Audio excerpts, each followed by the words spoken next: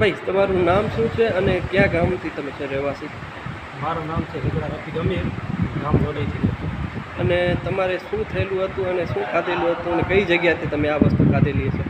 અમે લોડઈ ગામમાંથી પાનપુરી ખાધી હતી. એનામાંથી સમજી લો કે 6 વાગે અમે ખાધી હતી.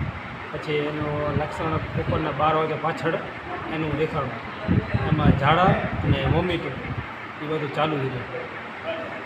અને તમારા ગામના કેટલા લોકોને આ રીતે ફૂડ પોઈઝન થયેલું છે? મારા ખ્યાલથી એનામાં સમજી લો કે 60 થી 65 જણાને છે.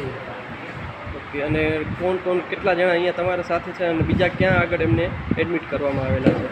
મારા સાથે છે 15 થી 20 જણા મારા સાથે છે.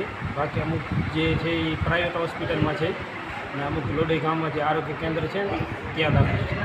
અને બીજા કોઈ અત્યારે એવું સમાચાર કે કોઈ બરોબર થઈ ગયું કે કોઈ સિરિયસ છે કે કોઈને અમદાવાદ લઈ ગયા એવું કોઈ? ના, એવું તો હાલમાં કોઈ મને કંઈ ખબર નથી.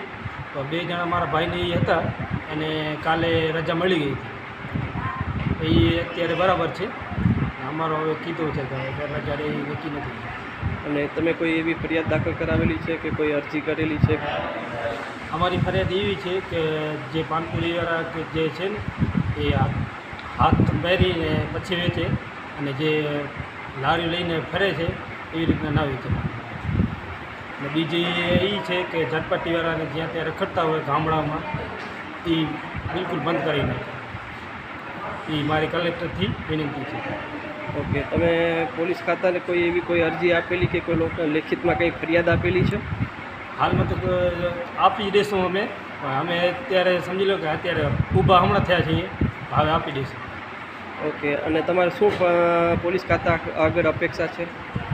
અમે પોલીસ આગળ અપેક્ષા છે કે આ છે ને એ બધું પાલન સરખું થઈ જાય તો બધું સારું થઈ જાય.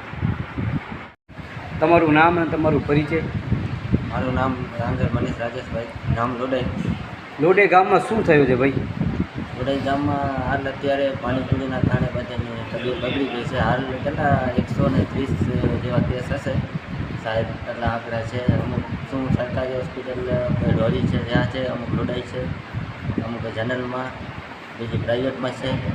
હાલ બધા હોસ્પિટલમાં ફેલાયેલા લોકો છે બધા. અત્યારે આમ દાખલ જ છે જેવું બધું અત્યારે. અને એ પાણીપુરીવાળા ત્યાં ફરાર છે. તમારા ગામની અંદર સરપંચ છે, સરપંચને જાણ કરી છે?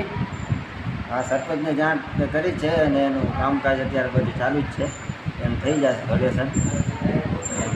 વાત આજથી ચાલુ જ છે. અને હું કલેક્ટર સાહેબને પણ કહેવા માગું છું કે આ જે શું કે કચ્છમાં જે પાણીપુરીવાળા જે વેચે છે ને એને ચેકચૂક થાય, બધું પાણીને ચેકિંગ થાય અને એને આ મોજા પહેરીને એને વેચવી પડે. એમ મારી એમ હું કહું છું એમ કે અત્યારે તો શું બધા મોટા માણસોને તકલીફ દઈએ એનામાં વાંધો નહીં, પણ કાલ સવારે કોઈ પણ નાના છોકરા હોય બરાબર, એને કાંઈ પણ થઈ જાય તો એ આગળ ચાલી ના શકે ને. અત્યારે વાંધો નહીં, મોટા માણસો હોય. એટલે મારી કલેક્ટર સાહેબને એ જ કહેવા માગું છું કે કચ્છમાં થોડા એલર્ટ કરાવે પાણીપુરીવાળાને અને કાર્યવાહી કરે કાયદા રીતે સારું.